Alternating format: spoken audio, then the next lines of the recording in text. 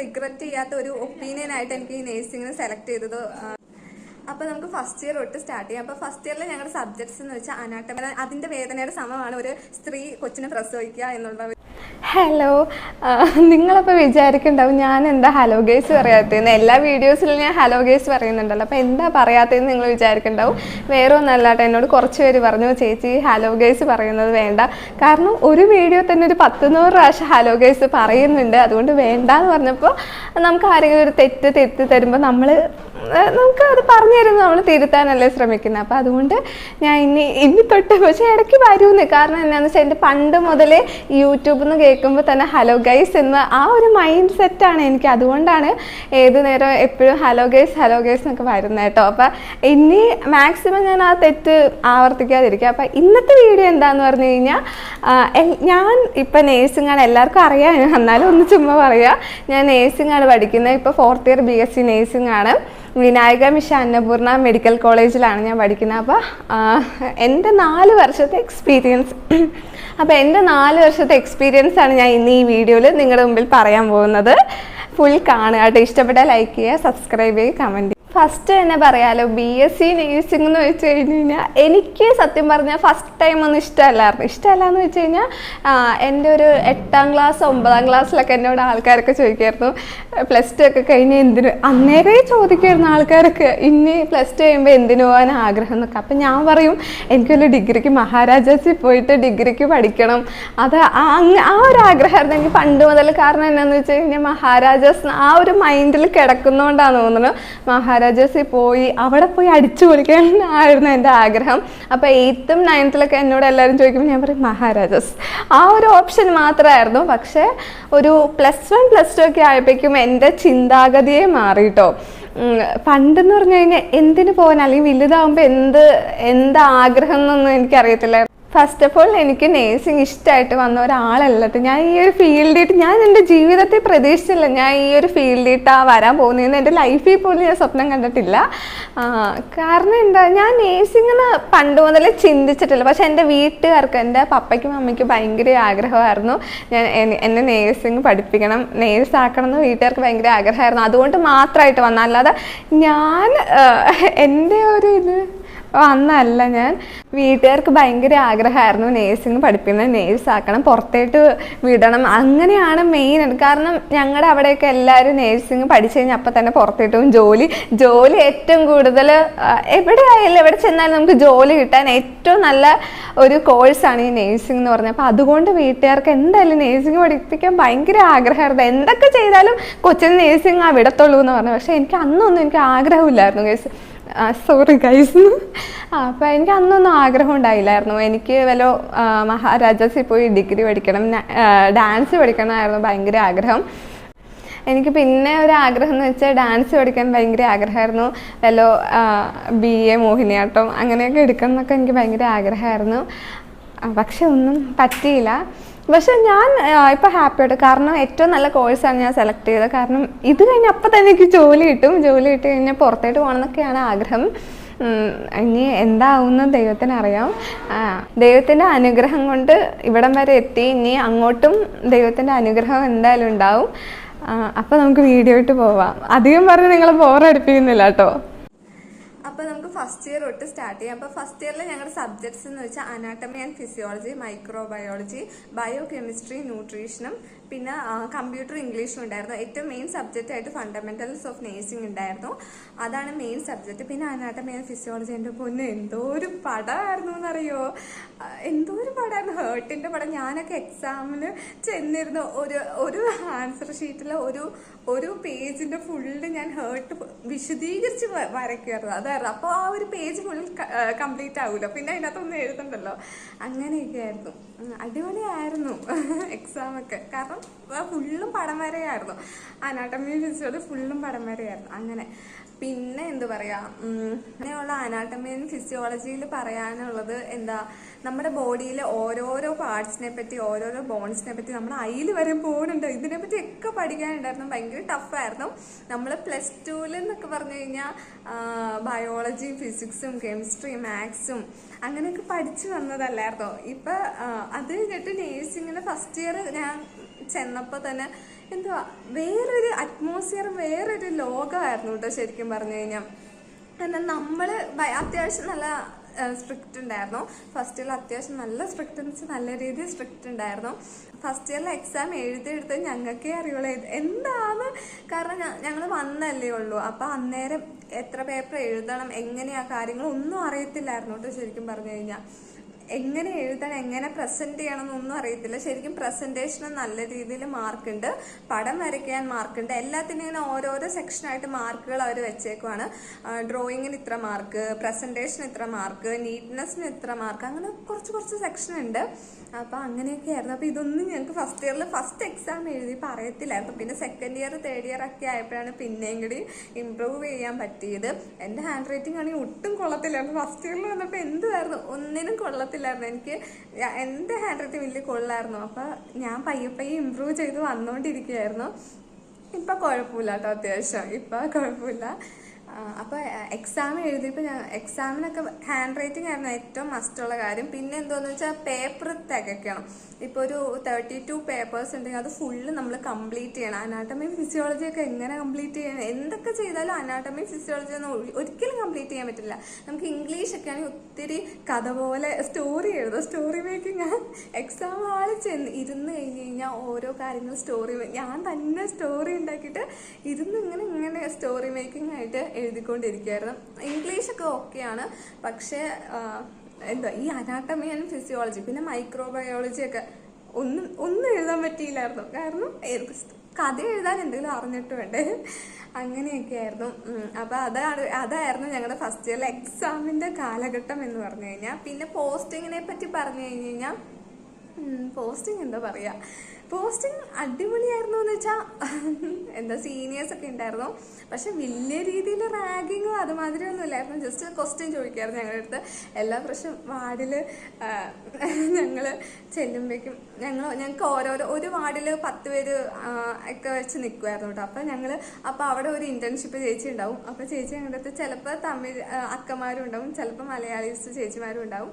ഇവരപ്പോൾ നമ്മുടെ അടുത്ത് ക്വസ്റ്റ്യൻ ഒക്കെ ചോദിക്കും. അപ്പോൾ ഫസ്റ്റ് ഇയറിൽ ഞാൻ ആദ്യമേ തുടക്കം പഠിച്ചത് ബെഡ് മേക്ക് ചെയ്യാനാണ്. ബെഡ് മേക്കിംഗ് ആണ് ആദ്യമേ ഞങ്ങളെ പഠിപ്പിക്കുന്നത് ഫസ്റ്റ്. ശരിക്കും പറയാമല്ലോ, നേഴ്സിംഗ് പഠിക്കണേക്കാൾ മുമ്പെന്ന് വെച്ചാൽ ഞാൻ ഇവിടെ വന്നേക്കാൾ മുമ്പ് നേഴ്സിങ്ങിന് ബെഡ് മേക്കിംഗ് ഉണ്ടെന്ന് ഞാൻ ആദ്യമായിട്ട് അറിയുന്നത്. ശരിക്കും പറയാലോ, എനിക്ക് ഈ നേഴ്സിങ്ങിന് വന്നേക്കാൾ മുമ്പ് അറിയത്തില്ലായിരുന്നു. ബെഡ് മേക്കിംഗ് എന്ന് പറഞ്ഞൊരു പ്രൊസീജിയർ വിശദമായിട്ട് നമുക്ക് നേഴ്സിങ്ങിന് പഠിക്കാനുണ്ടെന്ന് എനിക്ക് അറിയത്തില്ലായിരുന്നു. ജസ്റ്റ് അനാട്ടമി ഫിസിയോളജിയും പിന്നെ ഡിസീസസും പിന്നെ സർജറീസും അതൊക്കെ നമുക്ക് അത്യാവശ്യം പ്രൊസീജിയർ അതൊക്കെ അത്യാവശ്യം ബാക്കിയുള്ളവർക്ക് നേഴ്സിങ്ങിന് മുമ്പേ ഇതൊക്കെയാണ് പഠിക്കേണ്ടതെന്ന് ജസ്റ്റ് ഒരു മൈൻഡ് സെറ്റ് ഉണ്ടായിരുന്നു. പക്ഷെ ബെഡ് മേക്ക് ചെയ്യാൻ പഠിക്കണം എന്ന് എനിക്ക് അറിയത്തില്ലായിരുന്നു കേട്ടോ. അത് ഞാൻ ഇവിടെ വന്നപ്പോഴാണ് ബെഡ് മേക്ക് ചെയ്യാൻ ഇത്ര വിശദീകരിച്ച് ഡീറ്റെയിൽ ആയിട്ട് പഠിച്ചതും. അങ്ങനെ അതൊരു പ്രൊസീജിയറാന്ന് തന്നെ ഇവിടെ വന്നിട്ടാണ് അറിഞ്ഞത്. പിന്നെ ബെഡ് മേക്ക് ഹാൻഡ് വാഷിംഗ് ഉണ്ട്, അതൊക്കെ പഠിച്ചു. ബെഡ് മേക്ക് ചെയ്യാൻ ആദ്യം പഠിച്ചു, പിന്നെ ഹാൻഡ് വാഷിംഗ് പഠിച്ചു. അങ്ങനെ പിന്നെ ഗോസ് മടക്കാൻ വരെയും പഠിച്ചുട്ടോ ഗൈസ്. അതിനൊക്കെ ഒരു ശൈലിയുണ്ട്, അതൊക്കെ പഠിച്ചു. ഓരോ സ്റ്റെപ്പ് വൈസ് ഉണ്ട്. ഓക്കെ, അപ്പോൾ അതൊക്കെയായിരുന്നു ഞങ്ങളുടെ ഫസ്റ്റ് ഇയർ കാലഘട്ടം. പക്ഷെ കുറേ എൻജോയ് ചെയ്ത കാര്യത്തിൽ കുറേ എൻജോയ് ചെയ്തിട്ടുണ്ട്. കൾച്ചേഴ്സ് വന്നിട്ടുണ്ട്. പിന്നെ ക്രിസ്മസ്, ഓണം സെലിബ്രേഷൻസ്, പൊങ്കലും ദീപാവലിയൊക്കെ ഇവിടെ മെയിൻ ആഘോഷിക്കുന്ന ഫെസ്റ്റിവൽസ് ആണ്. അപ്പോൾ അതൊക്കെ ഒത്തിരി പഠിത്തം ഉണ്ടായിരുന്നു, അടിച്ചുപൊളി ഉണ്ടായിരുന്നു കേട്ടോ. രണ്ടും കൂടി മിക്സ് ചെയ്തായിരുന്നു കേട്ടോ. പക്ഷെ നല്ല രീതിക്ക് ഉഴപ്പും ഉണ്ടായിരുന്നു. ഏറ്റവും കൂടുതൽ പിന്നെ ഒരു കാര്യം പറയാനുള്ള, നേഴ്സിംഗിൽ ഏറ്റവും കൂടുതൽ പഠിക്കാനും ഒന്നുമല്ല കാര്യങ്ങൾ, എഴുതാനാണ്. കുറേ റിക്വയർമെന്റ്സ് ഉണ്ടായിരുന്നു, കുറേ അസസ്മെന്റ്സ് ഉണ്ടായിരുന്നു, അസൈൻമെന്റ്സ് ഉണ്ടായിരുന്നു. പിന്നെ പ്രൊസീജിയർ നോട്ട് എഴുതണം, അങ്ങനെ ഒത്തിരി കാര്യങ്ങൾ എഴുതാനുണ്ട്. ഞങ്ങൾ ശരിക്കും പറയാമല്ലോ, രാത്രിയൊക്കെ ഇരുന്ന് ഇപ്പോൾ ഒരു 11 മണിക്ക് എഴുതാൻ തുടങ്ങിക്കഴിഞ്ഞാൽ വെളുപ്പിന് 5 മണിക്കാണ് ഞങ്ങളുടെ എഴുത്ത് സ്റ്റോപ്പ് ചെയ്യത്തുള്ളൂ. കാരണം അതുമാതിരി നമുക്ക് ഓരോ ദിവസം എഴുതാനുണ്ടാവും, കുറേ സംഭവം എഴുതാനുണ്ടാവും കേട്ടോ. പിന്നെ അത് ഇപ്പം കെയർ പ്ലാനൊക്കെ എഴുതാനുണ്ടാവും ഞങ്ങൾക്ക്. അപ്പം കെയർ പ്ലാനിൽ നേഴ്സിംഗ് ഡയഗ്നോസിസ് ഒക്കെ എന്തോരം പ്രാവശ്യം വെട്ടിത്തരും എന്നറിയാം. അപ്പോൾ ഒത്തിരി നമ്മൾ എഴുതേണ്ടി വരും. അതിനകത്ത് അസസ്മെൻറ്റും ഗോളും നേഴ്സിംഗ് ഡയഗ്നോസിസും പിന്നെ ഇൻ്റർവെൻഷനും ഇംപ്ലിമെൻറ്റേഷനും റാഷണലും ഇവാലുവേഷനും ഇതെല്ലാം വെട്ടിത്തരും. അപ്പം ഈ ഒരു കോളം വെട്ടി തന്നു കഴിഞ്ഞ് കഴിഞ്ഞാൽ പിന്നെ ഭയങ്കര പാടാണ് ഇത് എഴുതാൻ. കാരണം കോളം വരച്ച് എഴുതാൻ എനിക്ക് അത്യാവശ്യം ഇഷ്ടമല്ലാത്ത കാര്യമാണ്. അപ്പം കെയർ പ്ലാനൊക്കെ എന്തോരം വെട്ടിത്തരും എന്നറിയാം. അപ്പം കെയർ പ്ലാനൊക്കെ ഞങ്ങൾ കുറേ കറക്ഷൻ മേടിച്ച് കഴിഞ്ഞിട്ടാട്ടോ ഒന്ന് സൈനൊക്കെ ഒന്ന് കിട്ടുന്നത്. സൈൻ കിട്ടുമ്പോൾ ഞങ്ങൾക്ക് മറ്റേ എന്താ പറയുക ഉള്ളിന്ന് മറ്റേ എന്തായിരുന്നു അയ്യോ നസ്രി ഒരു ഡയലോഗ് പറയുമല്ലോ, നമ്മുടെ അടിവയറ്റിന്ന് മഞ്ഞ എഴുന്നൊരു സുഖം ഉണ്ടല്ലോ, അതായിരുന്നു കേട്ടോ. പിന്നെയെന്ന് പറഞ്ഞു കഴിഞ്ഞാൽ ഫണ്ടമെന്റൽസ് ഓഫ് നേഴ്സിംഗിന് പഠിക്കാനുള്ള ടെമ്പറേച്ചറും BP അങ്ങനത്തെ കുറച്ച് ഫണ്ടമെന്റൽ ആയിട്ടുള്ള കാര്യങ്ങളും പ്രൊസീജിയേഴ്സ് ഒക്കെയാണ്. അപ്പോൾ ഞങ്ങൾ ശരിക്കും അറിയാലോ അവിടെ വാടി പോയി കഴിഞ്ഞ് കഴിഞ്ഞാൽ പേഷ്യൻറ്റിൻ്റെ അടുത്ത് ഹിസ്റ്ററി കളക്ട് ചെയ്യണം. ഫസ്റ്റ് ഇയറിൽ മെയിൻ ആയിട്ടുള്ള കാര്യം അതാണ്. ഞങ്ങൾ ചെല്ലുമ്പോൾ തന്നെ ബെഡ് മേക്കിംഗ് ചെയ്യിപ്പിക്കും. ബെഡ് മേക്കിംഗ് ചെയ്യിപ്പിച്ചിട്ട് വൈറ്റൽ സയൻസ്, അത് കഴിഞ്ഞ് ഹിസ്റ്ററി കളക്ഷൻ. അപ്പം മാം വരുമ്പോൾ ഞങ്ങളുടെ അടുത്ത് ഹിസ്റ്ററി പറയാൻ പറയും. അപ്പം ഞങ്ങൾ അവിടുത്തെ പേഷ്യൻറ്റിൻ്റെ അടുത്ത് എല്ലാം തമിഴ് പേഷ്യൻ്റ് ആണല്ലോ. അപ്പോൾ ഇവരുടെ അടുത്ത് എനിക്ക് ഒന്നാമത്തെ കാര്യം തമിഴ് അറിയത്തില്ലോ, ഇപ്പോഴും അറിയത്തില്ല, അന്നും അറിയത്തില്ലായിരുന്നു. ഫസ്റ്റ് ഇയറിലും അങ്ങനെ വലിയ കാര്യമായിട്ട് അറിയത്തില്ല. ജസ്റ്റ് 2-3 വേർഡ്സ് മാത്രമേ അറിയത്തുള്ളൂ. ഉക്കാറുങ്കോ, മറ്റേ പടുത്തുക്കോ, ഏതാവത് വലിയിരുക്ക, ഇപ്പം എന്നാച്ച്, ഏതാവത് തൊന്തരവ് ഇറുക്ക, അപ്പടി അല്ല ഇച്ചിരിയൊക്കെ കാര്യങ്ങൾ അറിയത്തുള്ളൂ കേട്ടോ. അപ്പം അത് വെച്ചാണ് ഞാൻ തട്ടിമുട്ടി ജീവിക്കുന്നത് തന്നെ. അപ്പം ഞാൻ ചെന്നിട്ട് പേഷ്യൻറ്റിൻ്റെ അടുത്ത് ചെന്നിട്ട് ഞാനാണെങ്കിൽ മലയാളത്തിൽ പറയും, അവർക്കാണെങ്കിൽ ഒന്നും മനസ്സിലാവത്തില്ല. എന്നിട്ട് കൂട്ടുകാരികളാണ് എക്സ്പ്ലെയിൻ ചെയ്ത് കൊടുക്കണേ, ഈ കൊച്ചു ഇങ്ങനെയാണ് വിചാരിച്ചെന്ന് എക്സ്പ്ലെയിൻ ചെയ്ത് കൊടുക്കണേ. അപ്പം എന്നിട്ട് ഞങ്ങൾ ചെന്നിട്ട് വൈറ്റൽ സയൻസ് ഒക്കെ എടുക്കും, പിന്നെ ഹിസ്റ്ററി കളക്ട് ചെയ്യും, അങ്ങനെയൊക്കെയാണ്. പിന്നെ അത് കഴിഞ്ഞിട്ട് ഫ്രീ ടൈമിലൊക്കെ ഞങ്ങൾക്ക് ഗോസ് മടക്കാൻ തരും. അപ്പോൾ ഗോസ് മടക്കിക്കൊണ്ടിരിക്കും, അങ്ങനെയൊക്കെ. അന്നൊക്കെ ഞങ്ങൾ ക്യാൻറ്റീനിൽ പോയി പപ്സ് ഒന്നും കഴിക്കാൻ ഭയങ്കര പേടിയായിരുന്നു. കാരണം ഫോണൊക്കെ പോക്കറ്റിൽ അങ്ങനെ ഇടാനൊന്നും പറ്റില്ല. ഇപ്പോഴും 4th ഇയറിലാണ് പിന്നെ ഫോണൊക്കെ ഒന്ന് പോക്കറ്റിലിട്ട് നടന്നത്. First year, second year, third year ഒക്കെ ഞങ്ങൾക്ക് ക്ലിനിക്കൽസിൽ പോസ്റ്റിങ്ങിലൊന്നും ഫോൺ എടുക്കാൻ പറ്റത്തില്ല കേട്ടോ. ഫോൺ യൂസ്ഡ് അല്ല. ഞങ്ങൾ ഇപ്പോഴാണെന്ന് വെച്ചാൽ 4th ഇയർ ആയപ്പോഴാണ് ഫോണൊക്കെ ഒന്ന് പോക്കറ്റിലിട്ട് നടക്കാൻ തുടങ്ങിയത്. ഫസ്റ്റ് ഇയറിലും സെക്കൻഡ് ഇയറും തേർഡ് ഇയറിലും ഫോൺ എടുക്കാൻ അലോഡേ അല്ലായിരുന്നു, ക്ലിനിക്സിൽ പ്രത്യേകിച്ച്. കോളേജിൽ പിന്നെയും കുഴപ്പമില്ലെങ്കിലും അന്ന് വെച്ചാൽ നമ്മുടെ ഓൺ റിസ്കിൽ എടുക്കാം, അല്ലാതെ എടുക്കാൻ പാടില്ലായിരുന്നു. മൊബൈൽ ഫോണേ അലോഡ് അല്ലായിരുന്നു. First year, second year, third year ക്ലിനിക്സിൽ അലോഡേ അല്ലായിരുന്നു കേട്ടോ. അപ്പോൾ അതുകൊണ്ട് ഞങ്ങൾക്ക് താഴെ ക്യാൻറ്റീനിൽ പോയി പപ്സൊക്കെ കഴിക്കാൻ ഭയങ്കര പേടിയായിരുന്നു ഫസ്റ്റ് ഇയറിലൊക്കെ പഠിച്ചുകൊണ്ടിരിക്കുക. ഇപ്പോൾ ഫുൾ ടൈം പോയി. 4th ഇയർ ആയപ്പോൾ ക്യാൻറ്റീനിൻ്റെ ഫ്രണ്ടിലാണ്. ഒരു 11 മണിക്ക് മോർണിംഗ് ഷിഫ്റ്റ് ആണെങ്കിൽ 11 മണിക്ക് ക്യാൻറ്റീനിലെ ഫ്രണ്ടിലായിരിക്കും ഞങ്ങളെല്ലാവരും. നെക്സ്റ്റ് അങ്ങനെ തട്ടിയും മുട്ടിയൊക്കെ ഫസ്റ്റ് ഇയർ അങ്ങനെ കടന്നുപോയി, എല്ലാത്തിനും പാസ്സായി ദൈവം സഹായിച്ചിട്ട്. അപ്പോൾ നമുക്ക് സെക്കൻഡ് ഇയറിനെ പറ്റി പറഞ്ഞു കഴിഞ്ഞ് കഴിഞ്ഞാൽ എന്താ പറയുക, ഫസ്റ്റ് തന്നെ ഏതൊക്കെ സബ്ജക്റ്റ് ഉണ്ടെന്ന് പറയാട്ടോ. കമ്മ്യൂണിറ്റി ഹെൽത്ത് നേഴ്സിംഗ് ഉണ്ട്, ഫാർമക്കോളജിൻ്റെ പോലെ അതെങ്ങനെ എഴുതിയെടുത്തതെന്ന് എനിക്ക് പോലും അറിയത്തില്ല. ഫാർമക്കോളജി ഉണ്ട്, മെഡിക്കൽ സർജിക്കൽ നേഴ്സിംഗ് 1 ഉണ്ട്. പിന്നെ എന്തായിരുന്നു പിന്നെ സോഷ്യോളജി ഉണ്ടായിരുന്നു. സോഷ്യോളജി അത്യാവശ്യം നമുക്ക് വായിച്ച അത്യാവശ്യം മനസ്സിലാവും കേട്ടോ, മനസ്സിലാവും. അത് അത്യാവശ്യം എഴുതാൻ പറ്റുന്ന സബ്ജക്റ്റാണ്. പക്ഷേ മെഡിക്കൽ സർജിക്കലും കുഴപ്പമില്ലായിരുന്നു. അത് അത്യാവശ്യം കുറേ ഡിസീസ് കണ്ടീഷൻസും അതിൻ്റെ സർജറിയും അതിനെപ്പറ്റി പഠിക്കാം, അതൊക്കെയായിരുന്നു. അതും കുഴപ്പമുണ്ടായിരുന്നില്ല. പിന്നെ ഉള്ള സംഭവം എന്ന് വെച്ച് കഴിഞ്ഞാൽ ഫാർമക്കോളജീനെ പറ്റി പറഞ്ഞു കഴിഞ്ഞാൽ അയ്യോ ഓർക്കുമ്പോൾ പേടിയാന്നു. കുറേ ഡ്രഗ്സ് ഉണ്ട്. അപ്പോൾ ഈ ഡ്രഗ്സിൻ്റെ ഒക്കെ ക്ലാസിഫിക്കേഷൻ പഠിക്കണം, ഇൻഡിക്കേഷൻ പഠിക്കണം, കോൺട്രാ ഇൻഡിക്കേഷൻ പഠിക്കണം, ഡോസ് പഠിക്കണം, ഫ്രീക്വൻസി പഠിക്കണം, റൂട്ട് പഠിക്കണം, എല്ലാ സംഭവവും നമ്മൾ പഠിക്കേണ്ടി വരും. അങ്ങനത്തെ ഒരു ഇതായിരുന്നു കേട്ടോ ശരിക്കും പറയാം. എങ്ങനെ പഠിച്ചത് എന്ന് വെച്ചാൽ ഒരു ഡ്രഗ് നമ്മൾ പഠിച്ചു കഴിഞ്ഞാൽ മറ്റേ ഡ്രഗ് മറന്നു. അങ്ങനെ ഒരു 100 ഡ്രഗ് ഉണ്ട്. ഒരു ക്ലാസിഫിക്കേഷനിൽ തന്നെ ഒരു അത്യാവശ്യം കുറേ ഡ്രഗ്സ് ഉണ്ടാവും. ഇതിൻ്റെ വേറെ നെയിമും എല്ലാ കാര്യങ്ങളും പഠിക്കണം. അങ്ങനെയൊക്കെയായിരുന്നു. പിന്നെ ഏറ്റവും മെയിനായിട്ടുള്ള mechanism of action, nursing responsibility, ഇതൊക്കെയായിരുന്നു. മെക്കാനിസം ഓഫ് ആക്ഷൻ ഒന്നും എനിക്ക് മനസ്സിലായിട്ട് പോലും ഉണ്ടായില്ല. ഞാൻ എല്ലാത്തിനും ഒരു മെക്കാനിസം ഓഫ് ആക്ഷനാണ് എഴുതി വെച്ചുകൊണ്ടിരുന്നത്. അങ്ങനത്തെയൊക്കെ കുറേ കാര്യങ്ങളുണ്ടായിരുന്നു. അപ്പോൾ ഒരു ഡ്രഗ് പഠിച്ചു കഴിഞ്ഞാൽ മറ്റേ ഡ്രഗ് ശരിക്കും മറന്നു കേട്ടോ. അങ്ങനത്തെ സംഭവങ്ങളൊക്കെ ആയിരുന്നു. എനിക്കതൊന്നും ഓർക്കാനേ ഇഷ്ടമല്ല. പിന്നെ കമ്മ്യൂണിറ്റി ഹെൽത്ത് നേഴ്സിങ്ങിനെ പറ്റി പറഞ്ഞു കഴിഞ്ഞ് കഴിഞ്ഞാൽ നമുക്കൊരു ബാഗ് ഉണ്ടാവും. കമ്മ്യൂണിറ്റി ഏരിയയിൽ പോവും ഞങ്ങൾ. അപ്പോൾ അവിടെ പോയിട്ട് ഹോം വിസിറ്റ് നടത്തും. അപ്പോൾ അവിടെ പിന്നെ പേഷ്യൻസ് അവിടുത്തെ ആൾക്കാരിൽ നമ്മൾ യൂറിൻ ഷുഗറും യൂറിൻ ആൽബുമിനും ഒക്കെ ചെയ്ത് നോക്കും.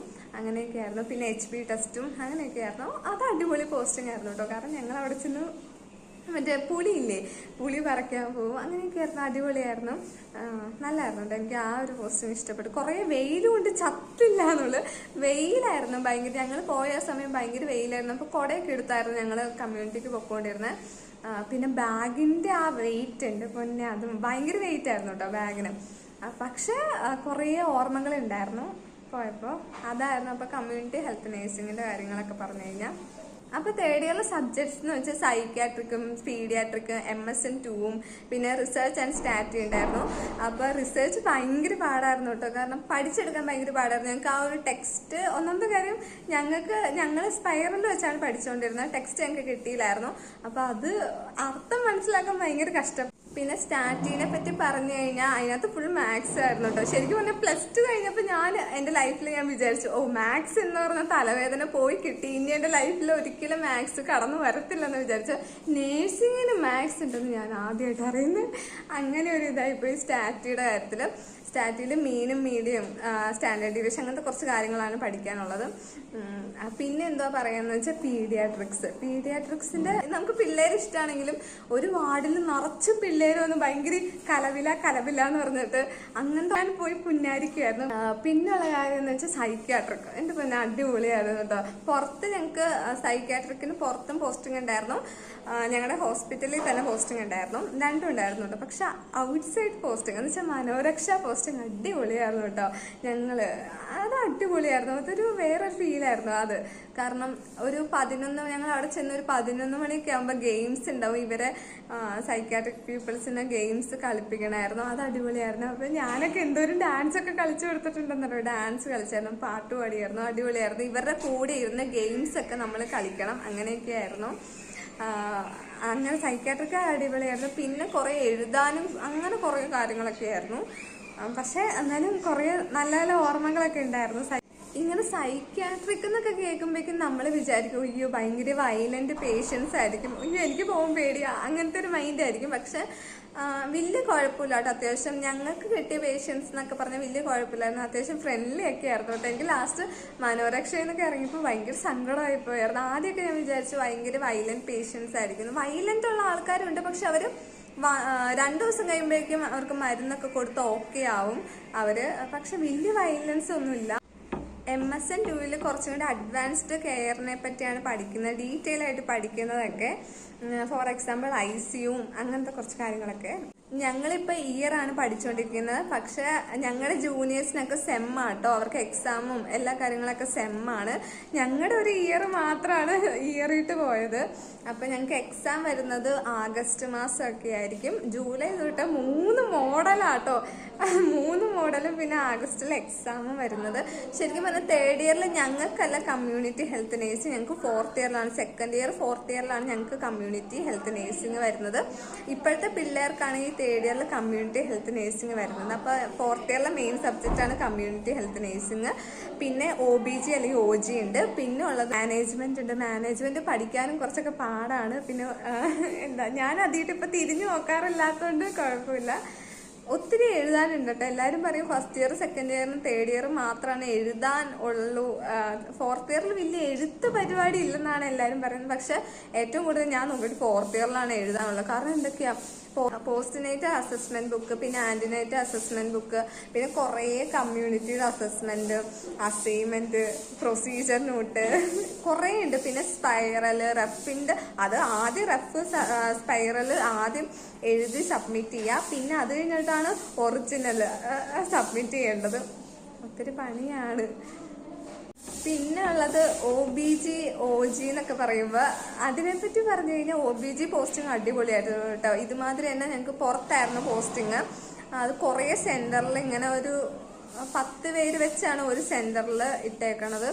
നല്ലായിരുന്നു കേട്ടോ. ഞങ്ങളിങ്ങനെ ഇവിടെ നിന്ന് ബസ് കയറി അവിടെ ചെന്നിട്ട് 2-3 ബസ് കയറണം OBG പോസ്റ്റിങ്ങിന് പോകണമെങ്കിൽ.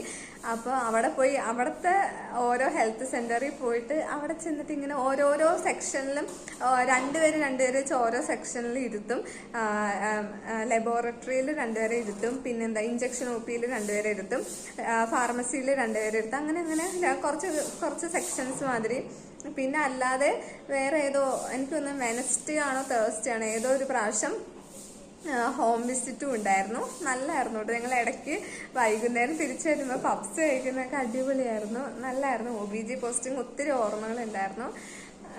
ഞങ്ങൾ എന്തോ ഒരു പക്ഷെ പട്ടി ഓടിച്ചിട്ട് കടിച്ചെന്നറിയോ, കടിച്ചില്ല പക്ഷെ ഓടിച്ചു, അങ്ങനെയൊക്കെയായിരുന്നു. OBG പോസ്റ്റിങ്ങിന് പോയപ്പോൾ ഞങ്ങൾ ഒത്തിരി ഡെലിവറീസ് കണ്ടു കേട്ടോ. കാരണം ഒത്തിരി എന്ന് പറഞ്ഞാൽ ഒത്തിരി. അപ്പം ഞങ്ങൾക്ക് ഭയങ്കര ഇത് കണ്ടപ്പോൾ നേരിട്ട് കാണുമല്ലേ ചെയ്യുന്നത്. അപ്പോൾ കുറേ അതും നോർമൽ ഡെലിവറീസ് ആണ് ഞങ്ങൾ കണ്ടുകൊണ്ടിരുന്നത്. അപ്പോൾ നേരിട്ട് ഞങ്ങൾ കാണുമ്പോൾ ഞാൻ തല ഇറങ്ങി വരെ വീണിട്ടുണ്ട്. അങ്ങനെയൊക്കെയായിരുന്നു. കാരണം അന്നേരം ഞാൻ വെക്കും തന്നെ അമ്മേനെ വിളിക്കും. അമ്മേനെ വിളിച്ചിട്ട് പറയും, മമ്മി ഇത്രയും വേദന എടുത്ത്. അന്നേരം നമുക്കത് ശരിക്കും നേരിട്ട് കണ്ടപ്പോഴാണ് മനസ്സിലായി ഇത്രയും വേദന എടുത്ത ഒരു സ്ത്രീ പ്രസവിക്കുന്നേ എന്നുള്ള ഒരു കാര്യം.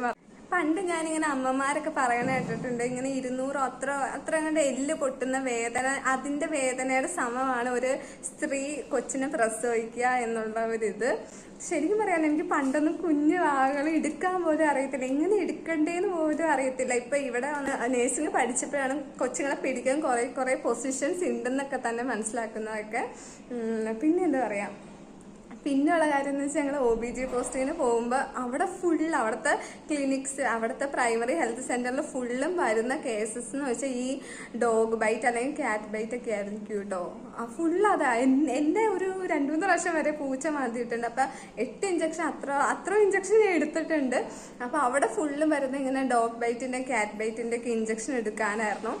അങ്ങനത്തെ കേസസാണ് ഫുള്ള്.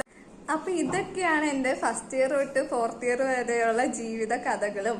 പിന്നെ എന്തായിരുന്നു ഓരോരോ ഇയറിനെ പറ്റിയും പറയാനുള്ളതൊക്കെ. അപ്പൊ നിങ്ങളുടെ അനുഭവമൊക്കെ എന്തെങ്കിലും ഉണ്ടെങ്കിൽ നിങ്ങൾ കമന്റ് ചെയ്യാട്ടോ. പിന്നെന്താ, ഞങ്ങൾ ഇനി ഒരു കുറച്ച് നാളും കൂടി ഉള്ളൂ ഇവിടെ, ഒരു 4 മാസം അത്രേ ഉള്ളൂ. ഈ ഒരു ആഗസ്റ്റ് ഒരു പകുതി ആകുമ്പോഴേക്കും ഞങ്ങൾ ഇറങ്ങിപ്പോരും. അപ്പോൾ കണ്ണടച്ച് തുറക്കണേക്കാൾ മുമ്പാണ് ഫസ്റ്റ് ഇയറിൽ നിന്ന് 4th ഇയർ ആയിട്ടുള്ള ഒരു ജേണി. ഇപ്പം ഞാൻ ആലോചിക്കുമ്പോൾ ഒട്ടും റിഗ്രറ്റ് ചെയ്യാത്ത ഒരു ഒപ്പീനിയനായിട്ട് എനിക്ക് ഈ നേഴ്സിങ്ങിന് സെലക്ട് ചെയ്തത് വിചാരിക്കുന്നു.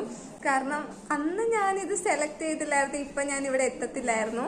ഇനി 4 വർഷം എന്ന് വെച്ചാൽ 4 മാസം കഴിയുമ്പോൾ എവിടെയെങ്കിലും എക്സ്പീരിയൻസിന് കയറണം. എവിടെയാണെന്ന് അറിയത്തില്ല, എവിടെയെങ്കിലും അടുത്ത് വല്ലതും കയറണം എന്നാണ് എൻ്റെ ആഗ്രഹം. കാരണം ഇവിടെ സേലം വരെ ഞാൻ വന്നു.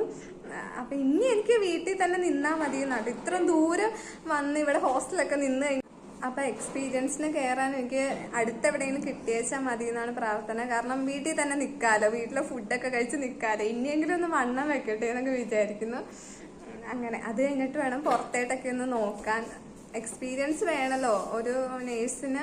പുറത്തേട്ട് പോകാൻ ഏറ്റവും മെയിനായിട്ട് എക്സ്പീരിയൻസ് വേണം. എനിക്ക് തോന്നുന്നു 1 വർഷമല്ല 2 വർഷമാണ് മെയിനായിട്ട് എല്ലാവരും പറയുന്നത്. പിന്നെ ചില ഏജൻസീസൊക്കെ 1 ഇയറിൽ കൊണ്ടുപോകും എന്നൊക്കെ പറയാനുണ്ട്. അപ്പോൾ അതൊക്കെ കുറച്ച് കഴിയുമ്പോൾ ആലോചിക്കുക. അതൊക്കെ ഫ്യൂച്ചർ പ്ലാൻസ് അല്ലേ. അതൊക്കെ എനിക്ക് ഇപ്പോഴേ അതൊന്നും ചിന്തിച്ച് ടെൻഷൻ അടിക്കാൻ എനിക്ക് വയ്യ. എനിക്ക് അങ്ങനത്തെ ഒരു ഇതുണ്ട്. ഞാൻ ടെൻഷൻ അടിച്ചാൽ ഭയങ്കര ടെൻഷൻ അടിച്ചുകൊണ്ടിരിക്കുക. അപ്പം അതിനേക്കാളും നമ്മൾ അതൊന്നും ടെൻഷൻ അടിക്കാതെ ഇരുന്നു. അപ്പോൾ ഇന്നത്തെ വീഡിയോ ഇത്രേ ഉള്ളൂ. ഇഷ്ടമായെങ്കിൽ ലൈക്ക് ചെയ്യുക, സബ്സ്ക്രൈബ് ചെയ്യുക, കമൻറ്റ് ചെയ്യുക. നെക്സ്റ്റ് വീഡിയോയിലേക്ക് എല്ലാവർക്കും നല്ലൊരു ശുഭദിനം കേട്ടോ. അപ്പോൾ ടാറ്റ.